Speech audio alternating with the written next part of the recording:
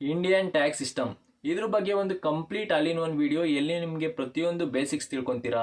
And new tax resume ಅಂದರೆ ಏನು, old tax resume ಅಂದರೆ ಏನು, ಪ್ರತಿಯೊಂದು ಹೇಳ್ತೀನಿ. ಆ್ಯಂಡ್ ನಿಮ್ಗೇನೇ ಒಂದು ಕನ್ಫ್ಯೂಷನ್ಸ್ ಇದ್ರೂ ಎಲ್ಲ ಕ್ಲಿಯರ್ ಮಾಡ್ತೀನಿ. ಸೊ ವಿಡಿಯೋ ಕೊನೆ ಗಂಟ ನೋಡಿ. ಇದಕ್ಕಿಂತ ವ್ಯಾಲ್ಯೂಬಲ್ ಆ್ಯಂಡ್ ಡೀಟೇಲ್ ವಿಡಿಯೋ ನಿಮಗೆಲ್ಲೂ ಸಿಗಲ್ಲ. ಏನಕ್ಕೆ ಅಂದರೆ ಇದು ಎಕ್ಸ್ಟ್ರೀಮ್ ಸಿಂಪಲ್ ಆಗಿ ಹೇಳ್ತೀನಿ, ಸೊ ದಟ್ ನಿಮಗೆ ಈಸಿಯಾಗಿ ಅರ್ಥ ಆಗಲಿ ಅಂತ. ಇದನ್ನೆಲ್ಲ ಅರ್ಥ ಮಾಡ್ಕೊಳ್ಳೋಕ್ಕೆ ಆಗೋ ನೆಸೆಸಿಟಿನೇ ಇಲ್ಲ ಅನಿಸುತ್ತೆ. ಏನಕ್ಕೆ ಅಂದರೆ ಇದು ಅಷ್ಟು ಬೇಸಿಕ್ ಆಗಿರುತ್ತೆ ಆ್ಯಂಡ್ ಎಲ್ಲರೂ ತಿಳ್ಕೊಬೇಕಾಗಿರೋ ಅಂತಹ ಲಾಗಳು.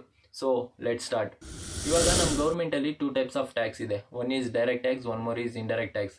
ಇಂಡೈರೆಕ್ಟ್ ಟ್ಯಾಕ್ಸ್ ಅಂದ್ರೇನು? GST, goods and service tax. ಅಂದರೆ ನಾವು ಯಾವುದೇ ಒಂದು ಅಂಗಡಿಗೆ ಹೋಗಿ ಅಲ್ಲಿ ಏನೇ ಒಂದು ಪ್ರಾಡಕ್ಟ್ನ ಪರ್ಚೇಸ್ ಮಾಡಿದ್ರೆ ಆ ಪ್ರಾಡಕ್ಟ್ ಹಿಂದಗಡೆ ಇನ್ಕ್ಲೂಡ್ GST ಅಂತ ಒಂದು ಸೆಟ್ ಆಫ್ ಪರ್ಸೆಂಟೇಜಲ್ಲಿ ಅಮೌಂಟ್ ಇರುತ್ತೆ. ಸೊ ಅದನ್ನು ನಾವು ಪೇ ಮಾಡಬೇಕಾಗಿರುತ್ತೆ. ಆ್ಯಂಡ್ ಇನ್ನೊಂದು ಎಕ್ಸಾಂಪಲ್ ನೋಡೋದಾದರೆ, ಝೊಮ್ಯಾಟೊ ಕಂಪ್ನಿಯಲ್ಲಿ ನಾನು 500 ರೂಪೀಸ್ ವರ್ತ್ ಫುಡ್ನ ಆರ್ಡರ್ ಮಾಡ್ತೀನಿ ಆ್ಯಂಡ್ ಅದಕ್ಕೆ 5% GST ಆ್ಯಡ್ ಮಾಡಿರ್ತಾರೆ ಆ್ಯಂಡ್ ಅದನ್ನು ಪೇ ಮಾಡಿರ್ತೀನಿ ಕೂಡ. ಬಟ್ ಅದು ಗೌರ್ಮೆಂಟ್ಗೆ ಹೋಗ್ತಿದಾ? ಇಲ್ಲ. That is why it is called as indirect tax. So ಈಗ ಗೌರ್ಮೆಂಟ್ಗೆ ಟ್ಯಾಕ್ಸ್ ಹೆಂಗೆ ಹೋಗುತ್ತೆ ಅನ್ನೋದನ್ನ ನೋಡೋಣ.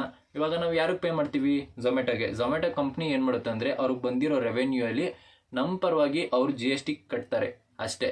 ಸೊ ಗೌರ್ಮೆಂಟ್ಗೆ ನಮ್ಮ ಟ್ಯಾಕ್ಸು ತಲುಪಿರುತ್ತೆ. ಓಕೆನಾ? ಈಗ ಇಂಡೈರೆಕ್ಟ್ ಟ್ಯಾಕ್ಸ್ ಏನು ಅಂತ ಗೊತ್ತಾಯ್ತಾ? ಆ್ಯಂಡ್ ಇಂಡೈರೆಕ್ಟ್ ಟ್ಯಾಕ್ಸ್ ಎಷ್ಟು ಅನ್ಫೇರ್ ಅಂತ ಅಂದರೆ, ಲೈಕ್ ನಾನು ನಿಮಗೆ ಒಂದು ಎಕ್ಸಾಂಪಲ್ ಕೊಡ್ತೀನಿ ನೋಡಿ. ಈಗ ನಾನು ಒಂದು ಪ್ರಾಡಕ್ಟ್ನ ಪರ್ಚೇಸ್ ಮಾಡಬೇಕು ವರ್ತ್ 500 ರೂಪೀಸ್. ಅದಕ್ಕೆ 5% GST ಆ್ಯಡ್ ಮಾಡಿರ್ತಾರೆ ಆ್ಯಂಡ್ ನೀವು ಒಂದು 50,000ನ ಅರ್ನ್ ಮಾಡ್ತಾ ಇರ್ತೀರ ಆ್ಯಂಡ್ ನಿಮಗೂ ಕೂಡ ಅದೇ ಪ್ರಾಡಕ್ಟ್ನ ಪರ್ಚೇಸ್ ಮಾಡಬೇಕು, ನಿಮಗೂ 5% GST. ಸೊ ಇವಾಗ ಮೋದಿಯವರು ಬರ್ತಾರೆ, ಅವ್ರಿಗೂ ಪ್ರಾಡಕ್ಟ್ ಬೇಕು ಆ್ಯಂಡ್ ಅವರು 5%ನ GST ಪೇ ಮಾಡ್ತಾರೆ. ಸೊ ಏನು ಅಂತ ಅಂದರೆ, ಇವಾಗ ನಾನು 10,000 ದುಡಿತಿದ್ದೀನಿ, ನೀವು 50,000 ದುಡಿತೀರ, ಇವರು ಅನ್ಲಿಮಿಟೆಡು.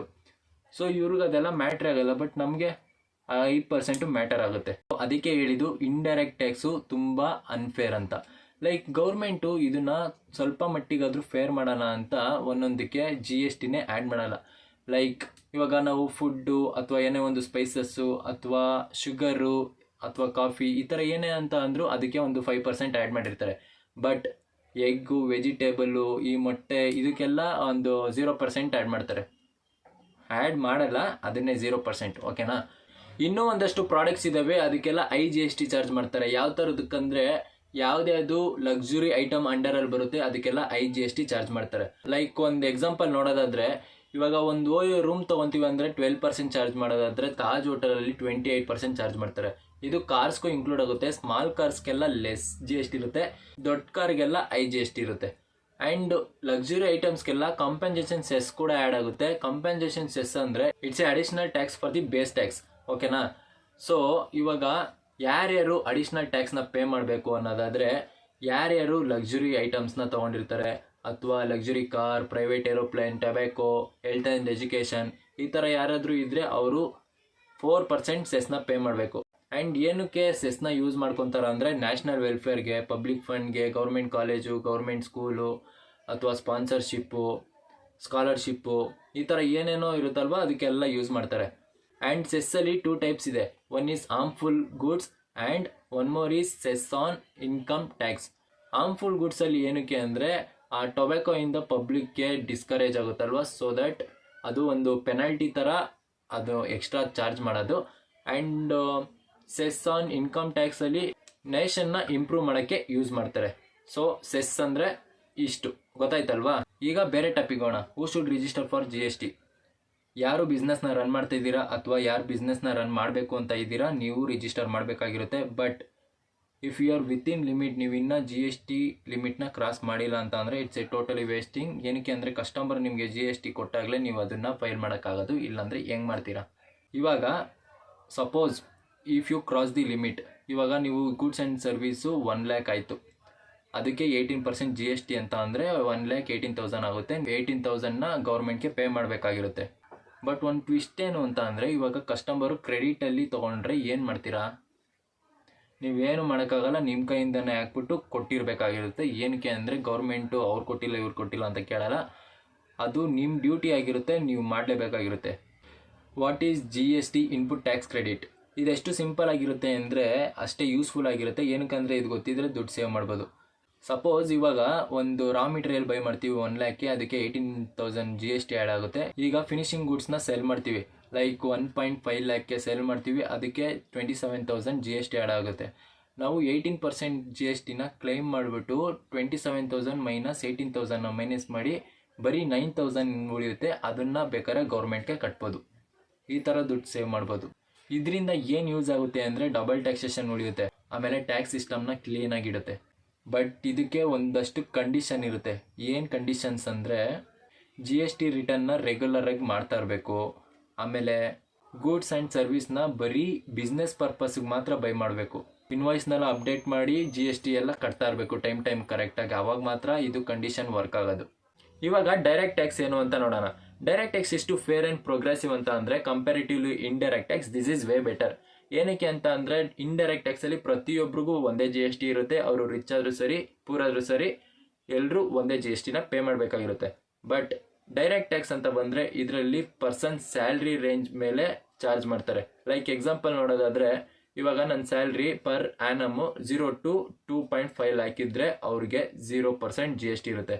ಅದೇ ಪರ್ ಇಯರ್ಲಿ 10 crore ಏನಾದರೂ ಸ್ಯಾಲ್ರಿ ಇತ್ತು ಅಂದರೆ ಅವ್ರಿಗೆ 40% ಚಾರ್ಜ್ ಮಾಡ್ತಾರೆ. Which means high salary is equal to high GST, low salary is equal to low GST. But ಕಂಪ್ನಿಗಳಲ್ಲೆಲ್ಲ ಏನು ಮಾಡ್ತಾರೆ ಅಂದರೆ ಬೈ ಡಿಫಾಲ್ಟ್ ನಿಮ್ಮ ಸ್ಯಾಲ್ರಿಯಲ್ಲಿ GST ಕಟ್ ಮಾಡಿಬಿಟ್ಟು ಪೇ ಮಾಡ್ತಾರೆ. ಲೈಕ್ ಯಾವ ಥರ ಅಂದರೆ if your salary comes under GST threshold, ಅವ್ರು ನಿಮ್ಗೆ ಇನ್ಫಾರ್ಮ್ ಮಾಡ್ತಾರೆ ದಟ್ ನಿಮ್ಮ ಸ್ಯಾಲ್ರಿ GST ಅಂಡರಲ್ಲಿ ಬರುತ್ತೆ, ಸೊ ದಟ್ ನಾವು ಅದನ್ನು ಪೇ ಮಾಡಿಬಿಟ್ಟು ನಿಮ್ಗೆ ರಿಮೈನಿಂಗ್ ಅಮೌಂಟ್ ಏನಿದೆ ಅದನ್ನು ಪೇ ಮಾಡ್ತೀವಿ ಅಂತ ಹೇಳ್ತಾರೆ. ಬಟ್ ಇದನ್ನು ಬಿಸ್ನೆಸ್ಸಲ್ಲಿ ಯಾವ ಥರ ಮಾಡ್ತಾರೆ ಅನ್ನೋದಾದರೆ 10 crore ಏನಾದರೂ ಪ್ರಾಫಿಟ್ ಆಯಿತು ಅಂದರೆ ಪರ್ ಆ್ಯನಮು ಅದರಲ್ಲಿ 8 crore ಎಕ್ಸ್ಪೆನ್ಸ್ ತೋರಿಸ್ಬಿಟ್ಟು 2 crore ಮಾತ್ರ ಟ್ಯಾಕ್ಸ್ ಪೇ ಮಾಡ್ತಾರೆ. ಸ್ಯಾಲ್ರಿಡ್ ಎಂಪ್ಲಾಯ್ಡ್ಗೂ ಬಿಸ್ನೆಸ್ಗೂ ಇದೇ ಡಿಫ್ರೆನ್ಸು. ಸ್ಯಾಲ್ರಿಡ್ ಎಂಪ್ಲಾಯ್ಗೆ ಬೈ ಡಿಫಾಲ್ಟ್ ಟ್ಯಾಕ್ಸ್ನ ಕಟ್ ಮಾಡಿಬಿಟ್ಟು ಪೇ ಮಾಡ್ತಾರೆ. ಬಟ್ ಬಿಸ್ನೆಸ್ಸಲ್ಲಿ ನೀನು ಎಕ್ಸ್ಪೆನ್ಸ್ ಅನ್ನೋ ಶೋ ಮಾಡು, ಪ್ರಾಫಿಟ್ ಅನ್ನೋ ಶೋ ಮಾಡು, ಬಟ್ GST ಫೈಲಿಂಗಲ್ಲಿ ಡೆಫಿನೆಟ್ ಆಗಿರಬೇಕು. ನಾವು 8 crore ಎಕ್ಸ್ಪೆನ್ಸಲ್ಲಿ ಶೋ ಮಾಡಿದ್ದೀವಿ ಅಂದಿದ ತಕ್ಷಣ ನಾವು ಹೋಗಿ ಪರ್ಸ್ನಲ್ ವೆಹಿಕಲ್ನ ಬೈ ಮಾಡೋಕ್ಕಾಗಲ್ಲ unless it's use for business. ಅದು ಬಿಸ್ನೆಸ್ಗೆ ಅಂತಲೇ ಪರ್ಚೇಸ್ ಮಾಡಬೇಕು. ಆ್ಯಂಡ್ ಇವಾಗ ಇನ್ನೊಂದು ಅಡ್ವಾಂಟೇಜ್ ಬಿಸ್ನೆಸ್ಸಲ್ಲಿ ಏನು ಅಂದರೆ ಸ್ಯಾಲ್ರಿಡ್ ಎಕ್ಸ್ಪೆನ್ಸು ಅಥವಾ ರಾ ಮೆಟೀರಿಯಲ್ ಎಕ್ಸ್ಪೆನ್ಸು ಅದೆಲ್ಲ ನಾವು ಎಕ್ಸ್ಪೆನ್ಸ್ ಅಂದ್ಬಿಟ್ಟು ಕ್ಲೈಮ್ ಮಾಡ್ಬೋದು. And one more advantage in business is suppose ಇವಾಗ ನಾವು ಬಿಸ್ನೆಸ್ಗೆ ಅಂತ ಒಂದು 10 ಲಕ್ಷದ ಕಾರ್ ಪರ್ಚೇಸ್ ಮಾಡಿರ್ತೀವಿ. ಆಫ್ಟರ್ 1 year ಡಿಪ್ರಿಷಿಯೇಷನ್ ಚಾರ್ಜ್ ಅಂತ 1 ಲಕ್ಷ ಮೈನಸ್ ಆಗುತ್ತೆ. ಏನಕ್ಕೆ ಅಂದರೆ ನಾವು ಯೂಸ್ ಮಾಡಿರ್ತೀವಿ, ಸೊ ದಟ್ ಡಿಪ್ರಿಷಿಯೇಷನ್ ಚಾರ್ಜ್ ಅಂತ ಆಗಿರುತ್ತೆ. ಆ್ಯಂಡ್ ನಮಗೇನಾದರೂ 5 lakh ಪ್ರಾಫಿಟ್ ಏನಾದ್ರು ಬಂತು ಅಂತ ಅಂದರೆ ಆ 5 lakhಲ್ಲಿ 1 ಲಕ್ಷ ನೀನೇ ಇಟ್ಕೊಂಡು 4 ಲಕ್ಷ ಕಟ್ಟು ಸಾಕು ಅಂತ ಹೇಳುತ್ತೆ ಗೌರ್ಮೆಂಟು. ಸೊ ದಟ್ ನಮಗೆ 1 lakh ಸೇವ್ ಮಾಡ್ದಂಗೆ ಆಯಿತು. ಇಷ್ಟೇ ಡೈರೆಕ್ಟ್ ಟ್ಯಾಕ್ಸ್ ಅಂದರೆ. ಯಾವುದು ನಮ್ಮ ಸ್ಯಾಲ್ರಿಯಲ್ಲಿ ಅಥವಾ ಇನ್ಕಮಲ್ಲಿ ಬಿಸ್ನೆಸ್ಸಲ್ಲಿ ಏನು ಪೇ ಮಾಡ್ತೀವಿ ಇದೆಲ್ಲ ಡೈರೆಕ್ಟ್ ಟ್ಯಾಕ್ಸ್ ಅಂಡರಲ್ಲಿ ಬರುತ್ತೆ. ಇವಾಗ ಲಾಸ್ಟ್ 2 ಟಾಪಿಕ್ಸ್ ಬಂದ್ಬಿಡೋಣ ವಿಚ್ ಈಸ್ ಇಂಪಾರ್ಟೆಂಟ್, ಓಕೆನಾ. ಇವಾಗ advance tax and one more is new and old tax regime. ಈಗ ಅಡ್ವಾನ್ಸ್ ಟ್ಯಾಕ್ಸ್ ಅಂದರೆ ಏನು ಅಂತ ನೋಡೋದಾದರೆ, ಅಡ್ವಾನ್ಸ್ ಟ್ಯಾಕ್ಸ್ ಅಂದರೆ ಇವಾಗ ನಮ್ಮ ಟ್ಯಾಕ್ಸ್ ಲಯಬಿಲಿಟಿ ಲಿಮಿಟ್ಗಿನ್ನ ಜಾಸ್ತಿ ಮೀರ್ತು ಅಂದರೆ ಗೌರ್ಮೆಂಟ್ ಏನು ಹೇಳ್ತಾರೆ ಅಂದರೆ ನೀನು 4 ಇನ್ಸ್ಟಾಲ್ಮೆಂಟಲ್ಲಿ ಪೇ ಮಾಡು, ಅಂದರೆ 3 months ಒನ್ಸು ಟ್ಯಾಕ್ಸ್ನ ಪೇ ಮಾಡು ಅಂತ ಹೇಳುತ್ತೆ. ಈಗ ಲಾಸ್ಟ್ ಟಾಪಿಕ್ಗೆ ಬಂದ್ಬಿಡೋಣ which is very important for everyone. New tax regime ಅಂದರೆ ಏನು, ಓಲ್ಡ್ ಟ್ಯಾಕ್ಸ್ ರೆಜಿಮ್ ಅಂದರೆ ಏನು. ಬೇಸಿಕ್ಲಿ ಎಲ್ಲ ಕಂಟ್ರಿಯಲ್ಲೂ ನ್ಯೂ ಟ್ಯಾಕ್ಸ್ ರೆಜಿಮ್ಗಾನ ಇರ್ಬೋದು, ಓಲ್ಡ್ ಟ್ಯಾಕ್ಸ್ ರೆಜಿಮ್ಗಾನ ಇರ್ಬೋದು, ಎರಡಕ್ಕೂ ಸ್ಲ್ಯಾಬ್ಸ್ ಆ್ಯಂಡ್ ಮಾರ್ಜಿನ್ಸ್ ಇದ್ದೇ ಇರುತ್ತೆ. ಆ್ಯಂಡ್ ಇವಾಗ ಇದರಲ್ಲಿ ಡಿಫ್ರೆನ್ಸ್ ಏನು ಅಂತ ಅಂದರೆ ಜಾಸ್ತಿ ಏನು ಡಿಫ್ರೆನ್ಸ್ ಇರಲ್ಲ, ನಮ್ಗೆ ಈಸಿಯಾಗಿ ಅರ್ಥ ಆಗ್ಬಿಡುತ್ತೆ, ಕನ್ಫ್ಯೂಸ್ ಆಗಲ್ಲ.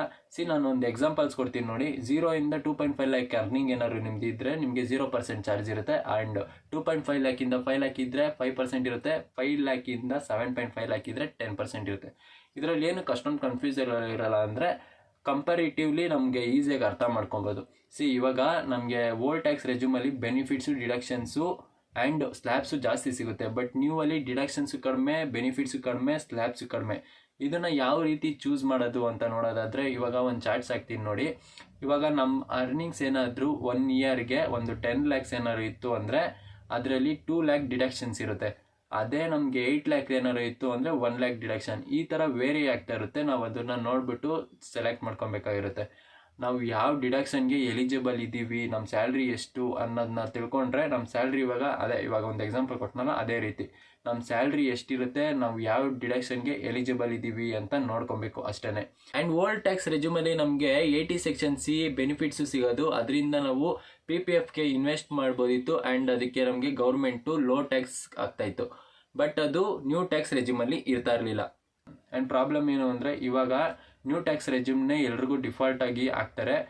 If you are a salaried person ನೀವು ಅದನ್ನು ಚೇಂಜ್ ಮಾಡ್ಕೊಬೋದು. ಅದು ಪರ್ ಇಯರ್ಗೂ ಚೇಂಜ್ ಮಾಡ್ಕೊಬೋದು. ಬಟ್ ಬಿಸ್ನೆಸ್ ಏನಾದ್ರು ಮಾಡಂಗಿದ್ರೆ ಅವರು ಲೈಫ್ ಟೈಮ್ಗೆ ಒನ್ಸ್ ಅಷ್ಟೇ ಚೇಂಜ್ ಮಾಡೋಕ್ಕಾಗೋದು. ಇವಾಗ ಅವರು ಓಲ್ಡ್ ಟ್ಯಾಕ್ಸಿಂದ ನ್ಯೂ ಟ್ಯಾಕ್ಸ್ ರೆಜ್ಯೂಮ್ಗೆ ಹೋದರೆ ಅವರು ಮತ್ತೆ ಓಲ್ಡ್ ಟ್ಯಾಕ್ಸ್ ರೆಜ್ಯೂಮ್ಗೆ ಮತ್ತೆ ಬರೋಕ್ಕಾಗಲ್ಲ unless they change the business. So ಎಲ್ಲ ಅರ್ಥ ಆಯಿತು ಅಂತ ಅನ್ಕೊತೀನಿ. I hope you understand well. So thank you. Next ವಿಡಿಯೋದಲ್ಲಿ ಸಿಗೋಣ. ಟಾಟಾ, ಬಾಯ್.